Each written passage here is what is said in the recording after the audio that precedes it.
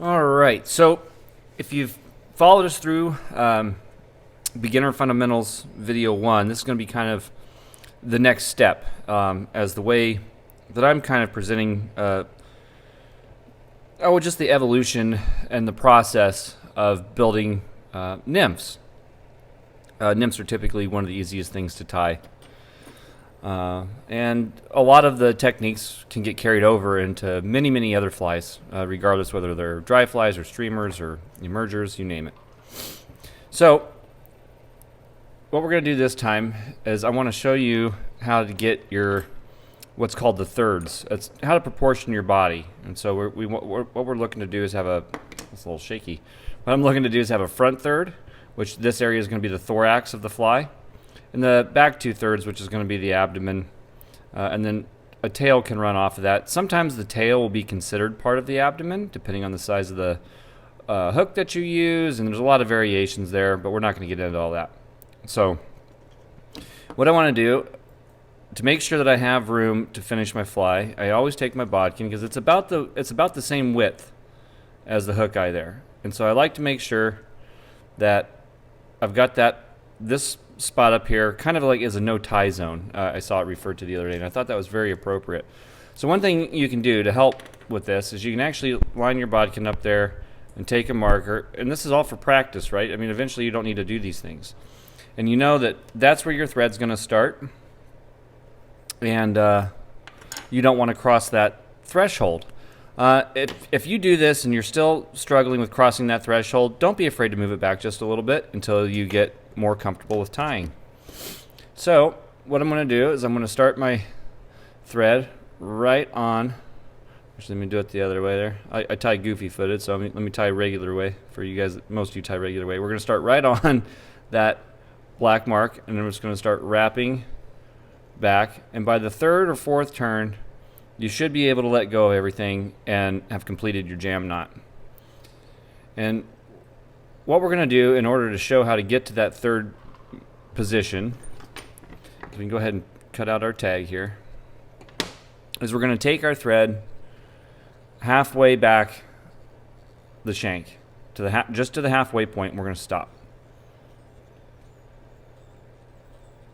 So maybe I went a little too far. So right about there. Okay. Now to get to that front third position, since we've moved back a bodkin width from behind the eye, we're going to wrap back forward half of this distance. And again, as you're doing this and you're practicing, practice using touching turns. You're going to find a lot of flies are going to require a nice underbody, especially as you progress in tying. So we wrap back to there, and now we have the front third of our fly. So here's our first third, second would be about here, and the third would be to basically the barb right there. All right, so easy enough. Next, what we want to do is get some wire. I've just got some copper wire here. This is the brassy size. I know a lot of people get confused on this. It's got a little BR. If you buy ultra wire, it's got that little BR right there. That just that indicates that it's brassy size. It's typically best used for, say, on average, something like a size 10 to a size maybe 16 hook. That kind of gives you an idea. So what we're going to do is we're going to tie this wire on. We're going to use this for our rib. And what I like to do, because most patterns, when you're when you're using a wire rib, you want to tie it in on the bottom. There's several theories behind that. One is that any of the extra weight that's getting tied in along the bottom of the hook shank is going to leave your hook point riding down, or help keep it riding down. And two, when you start to wrap forward, if you start to wrap forward from the underside, all that, I know you can't really do it, you'll see it in a minute, but all of that weird bend that you're going to first get as you're first starting out is going to be tucked up underneath. Excuse me. And throat's a little dry. But it's going to be tucked up underneath and kind of hidden.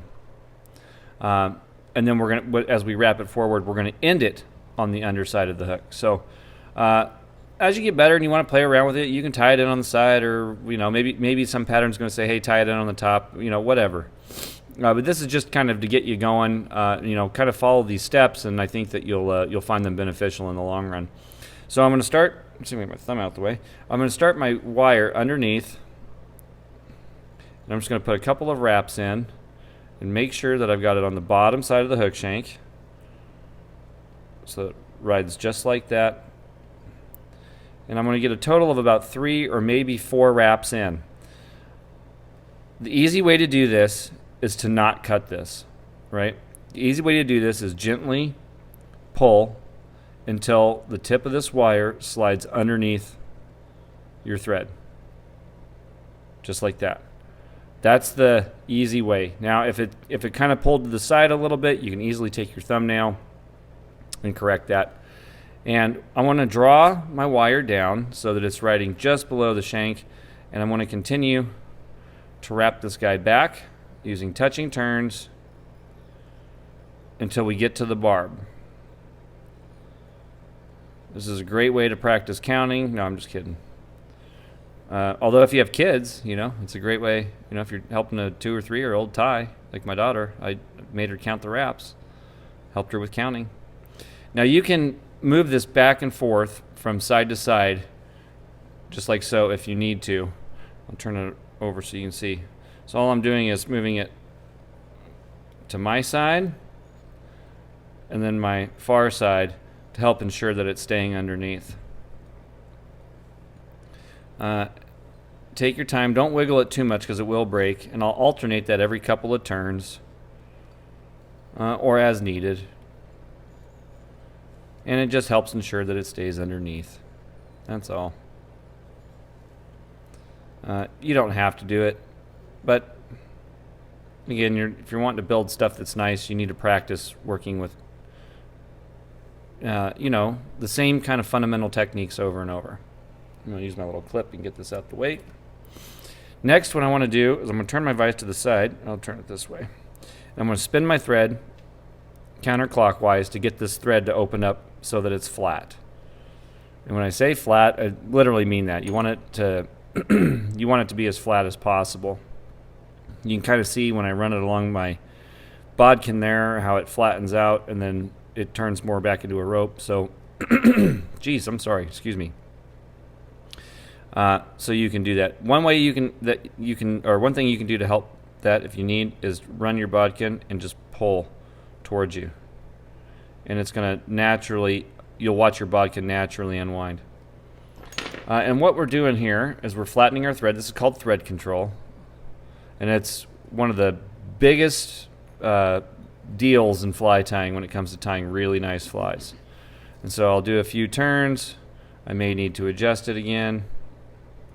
And what that's allowing us to do is lay flat wraps across the, in this case, the abdomen of this fly. And do it as many times as you need to. Oop, grabbing extra stuff there.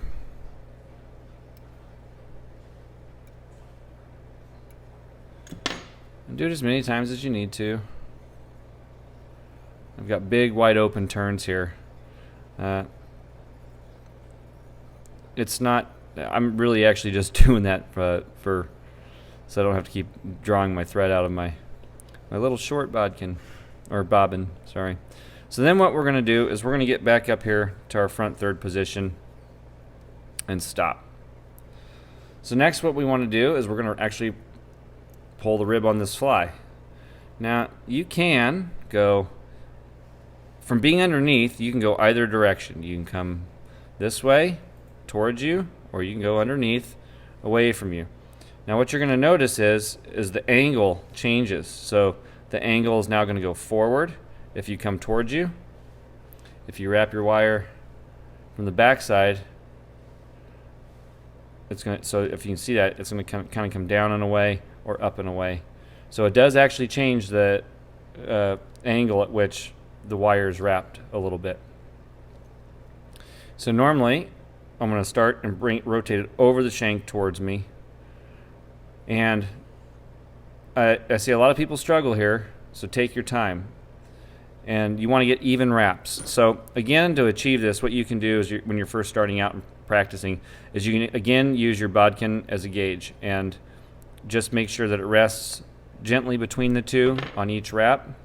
If you have a rotary function on your vise, it's recommended that you put a couple half hitch knots in here so your thread doesn't move.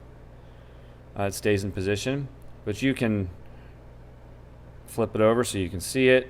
When you do this, you want to hold that wire in one place and don't move it too much. Just kind of tilt it back and forth as you're going forward. Okay, so as you're going along, you just say, hey, that works, that works, that works. That ensures even spiraling. Ideally, for nymphs, you want 5 or 6 turns for the abdomen. That's and most fly patterns that are that are professionally tied or developed, that's what you're going to see is 5 or 6 turns. Now this one up here is a little shorter because I've got my 1, 2, 3, 4, 5, and I'm going to bring that on the front side of my thread, and I'll put an extra wrap in just to help hold it in place. And now I'm going to come directly over the top and make sure that I can count my 5 on the bottom side, and I can. And after you put 2 or 3 turns in, you can either use some scissors to cut this out. If you do that, make sure you have some dedicated wire scissors, or you can kind of pinch a little close and pull and do this whole little helicopter maneuver until the wire snaps off like that, and then you're good to go from there. So what we'll do is we're gonna, oh, we got just a little titch of wire hanging out there. So we're going to cover all this up back to our starting point. And then I'm going to come back, and all I'm doing here is just kind of smoothing out the thorax area. Next, what we'll do, in the same tradition that we did on the first videos, I'm going to get some peacock herl. For here, you know, I'd say 3 to 5 strands is plenty, depending on the size of your hook. You can sort through them, check for color, all that stuff. You know, you'll have to kind of play around with that. There's a lot of advice and a lot of techniques on there, but we're going to save that for some other time. This is literally on how to start building bugs quickly and do it so that they're looking nice quickly, so you can enjoy tying more. So I've got all my peacock strands.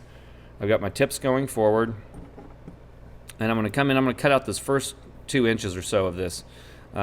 This is very fragile, and it most likely is just going to snap. So I've got 5 strands there. I'm going to go a little heavy. 1, because this is a size 12 hook, and then 2, if I need to, or one breaks, I can just snip it off, and I still have got pretty good coverage. So I'm going to angle these down. I'm going to place 1 wrap over, and I can actually pull these back just like I did the wire until it meets up with my thread right there. That way I don't have to cut. If you don't have to do that. If you want to cut it out, that's fine. It's just another little thing that you can do. Slide the material into place where you need it. And I'm going to bring my thread forward. Now, I think it builds a stronger bug, and the herl comes out a little nicer if we twist this. So I'm going to grab my hackle pliers, and I'm going to kind of get down here towards the base of them, and I'll just grab all of them. Now I'm going to extend this out. I'm going to kind of do it away from you so you can kind of see. But I'm just going to rotate it like this. And as I do that, it's going to start twisting up, and you'll see everything's twisting together. It's very helpful here to have just a soft bristle toothbrush where you can gently tease this all out as you go around. And you don't want to do too many. You don't want to do too many turns. It can be hard to gauge on how delicate or how brittle your peacock herl is. So my kind of rule of thumb is if I've got about 3/4 of an inch or an inch twisted up pretty decently right there, I will stop, and then I will make my first wrap. And then as I come around, and you're going to do this with a lot of materials, you're going to tease it back. Oh, I got some junk on there. Tease it back. Now you can do it with your fingers too, but as you come around, twist it again. Give it another few, oh, I don't know, I'm going the wrong direction. You know, another half dozen or so twists. Tease it. Wrap it. Bring it up. Twist it. Tease it. Wrap it. Bring it forward. Now you notice I'm going right into my thread. And so every time I make the next wrap here, I'm just going to go right into that thread. Now when I get up front, which way am I going? Tying the way I don't normally tie. I'm tying the way everybody else ties. I'm going to cross my thread over my material. A couple of turns. I will draw the material to the back. And I will add, 3 to 5 wraps in front. If you're a little worried that it's going to come undone on you, you can pull your material to the front and place a few more wraps over top. Don't go too crazy, but you can do a few of those and to help you out. You can trim that off, and then what we're going to do is we're literally going to just lock all that into place.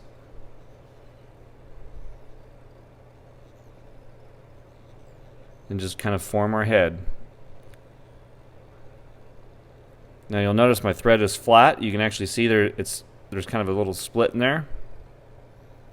That's okay if that happens.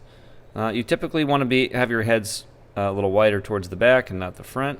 I'm sure that makes sense as far as what you see as other flies that you've used look like. So you have something that looks about like that, and you can either whip finish, if I can find it. I've got a video on whip finishing. If you need to check that out, you can look it up. And we'll just put a few in like that. Or if you need to, if you can't do that, you can use your finger, wrap it around, and place 3 or 4 half hitch knots in. You can even do a double half hitch right off your ear. So 1, 2. I don't usually go more than 2 because they kind of open up, and they do that. They jump to the back, but you can do that if it's easier. If you're only going to do the half hitch, then I suggest that you use a little super glue. So we're going to add one more material here. We just did the rib, and you can do a rib like this, pretty much every time on every fly and have it come out looking like that. It takes a little practice, but it's not bad. So we're going to switch style of hooks, and I'm going to go over to a Caddis hook. It's just a curved hook. And just so you can kind of get a feeling for where we're going, how we're tying it, and everything else. So again, if you need to use a marker to mark your front where that needs to go, that's fine. The better you get at it, you're just going to eyeball it. So I know that my bodkin is going to fit nice. Ooh, my vise is not tight enough there.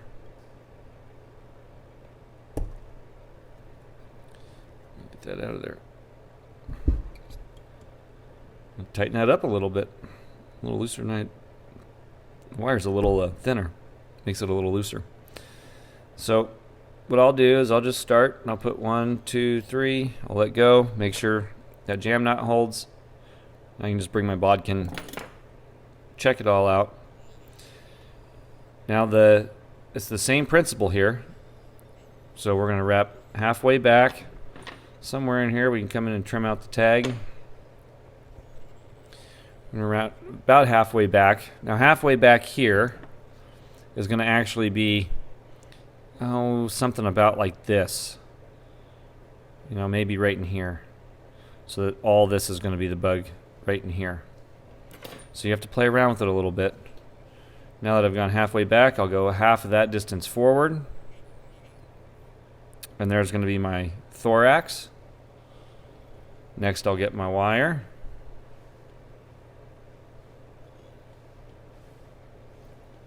Tie it in on the underside. Oh, I'm tying goofy-footed again. Sorry, it's just habit.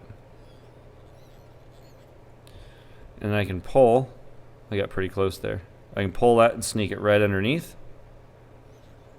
Although I can tie a little faster the wrong way. So if you tie like me, it's okay. It's no big deal. Don't let them tell you otherwise.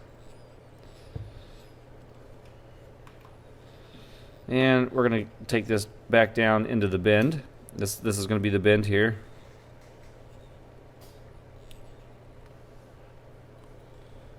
And we're going to bring this up, touching turns. Now you can go touching turns flat, or you can go touching turns in a rope, more like I have here, where it's wound together. If it's in a rope, you just got to take a little bit more extra precaution to make sure that your body's staying even as you wrap forward. And we're going to get right to the front, or the front third position where we started. Excuse me. And we're going to start to wrap this guy forward, just like we did the other one. If this is in your way, if you have a bobbin cradle, it's like a little arm that sticks out. It's got a little, usually a little deal up here where you can rest it. You can use that. Or you can just put a couple wraps going forward in that we can back off in just a minute. And as you're going forward, use your bodkin to make sure that they're even. Check on both sides. Now as you're working on a curved hook like this, these turns are going to open up along that turn a little bit, or they can. So just kind of watch that part. And when I mean open up, you'll see how they're kind of coming in diagonally here on one side and a little more straight on the other. It's not really a big deal. Happens all the time. It takes practice to get those out to make them even. So that's something you can practice going forward. Sorry, I've just got these frogs in my throat tonight. Now we're going to back our thread off right to where we started. I've got my last wire wrap on the bottom side. I'll put 2 over that are touching. And now I can jump it over to the front side and tie this in. And again, I can helicopter this off. Okay. Oh, I forgot to grab my other material. Oh, I got it right here. Man, it's just, sorry guys. So what I have here is just some pheasant tail. And what we're going to do is we're going to build a wing case. You're going to see a lot of bugs with the wing case. It's very common in nymphs. So I'm going to take my thread. I'm going to get it back to that front third position. I'm going to count. I got 1, 2, 3, 4, 5. So this is my 6th one. So I don't really actually need that one. So I can actually kind of come back on top of it just like so. Cover it up a little bit. Now for your wing case, we're going to just pull 4, 5, 6 strands. The best way to do this is pull all your pheasant tail out to the side. Oh, you can also, I don't have a good example here, I've pretty well picked through this one, but turkey tail is a good substitute here. You could also use something like goose wing. You can go walk around the park and find some goose wing. That's a good substitute as well. So there's lots of substitutes to make a wing case. So we're going to line these all the way out to the side, and I'm going to remove these by pinching all these little barbs, and I'm going to remove the stem from the barbs. So I'm going to move my right hand and pull, not my left hand and pull. If you use your left hand and pull, most of the time they slip and slide and get all messed up, just like that. I'll have to practice that one a little bit probably. Not a super big deal here since we're just going to be making a wing case, but kind of future food for thought. So next what I want to do is I want to take my tips, I'm going to turn them so they're facing forward. Again, these tips are pretty fragile, so we're gonna move kind of down into more of the meat of the feather or the barbs, and we're gonna lay these guys just flat right on top, and we're gonna do 2 loose wraps over, so there's no tight tension on that thread, but enough that we can move it around, get it situated right on top where we want it, and if you can, flatten these barbs out so they look kind of like that. And sorry, I got some weird animal outside keeps making noises. My dog's getting ready to go crazy. So next what we're going to do is we're just going to wrap these in, going forward, up to where, right back up to the front, so that we still have a bodkin width behind the eye. And now you can either fold these over and tie these in going backwards, which is fine, and then trim them out, or you can trim them out in the front position. I find it's a little neater if you just fold it back over, and it locks the material into place better. So what we're going to do this time is we're going to go back to dubbing like we did on the first video. We already kind of went over how much is too much dubbing and how much dubbing should I use. I'll kind of cover that again real quick in case you missed it. So I kind of gauge that by the amount of dubbing I pull. This is just a little sewing pin, or you could use like a safety pin or something along those lines. Your bodkin gets a little thick, but you could use that too. So when you have your dubbing, and it turns it and you twist it into a rope, that's about the diameter that you're going to want it to be. So dubbing doesn't have to be difficult here. So what you're going to do for most dubbings, you're going to pinch, pull, kind of lay it back on top of itself, pinch, pull away, lay it on top, pinch, pull away. What we're doing is we're getting these fibers to line up on top so they're roughly running the same direction, kind of like so. And so once you have that, and they're all kind of, you can see how they're kind of lined up a little bit better. I'm going to turn my vise to the side. I'm going to wet my finger, and I'm just going to kind of gently twist one direction. I don't really think it matters which way you go, but you want to keep it one direction. I'll slide the beginning of that noodle up. I'll put one wrap in. Now what that does is that's locked the dubbing fibers into place so that your hook shank has got a hold of it. Also, again, you'll see how I've got a big old loose, kind of wad of dubbing out back there. I leave it that way so that I can either add more or take, I could add more seamlessly, I should say, or I can take it away without having to try to untwist it from the thread. I know it looks a little goofy going around, but it's a tip that I learned a few years back, and it was a game changer for dubbing. And you can kind of decide how big you want this ball of dubbing for your thorax here. I'm going to put kind of a beefy one on there since I have the dubbing already on. And so see, as I need more, I can just twist it on. If it's messing with you, you can put your finger on it like that, pull it over, twist. You can also grab it up real close like that if you need to. And I don't want to get too close to the front of the eye.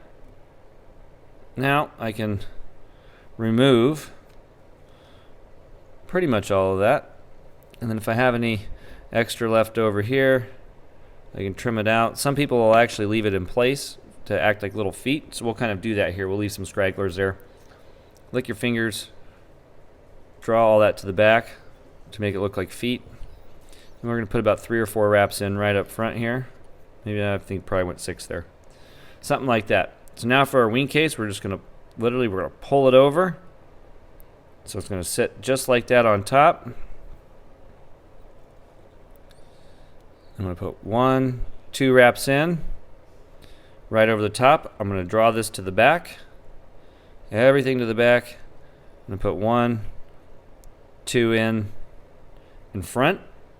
Now this wing case should be standing up somewhat straight, and you should have your little squiggly dubbing things. Now you can trim that off if you don't have enough, or you wanted to add some with dubbing. You can go back and kind of pick it out a little bit to get them. Whether you need them more even on both sides, or they didn't come out. It didn't come out that way when you did it, or whatever. So there's that. Also, we're going to draw this to the back to finish off the head, and I'm going to start progressively building my head right on top of my reversed pheasant tail here. And you want to do tight wraps when you're doing this. Now, once I've gone back a little ways, I'm going to trim that out. You'll see a little nub left there, and we're just going to wrap all of that in. And I'll jump my thread back to the front and work it back one more time. And there's my head.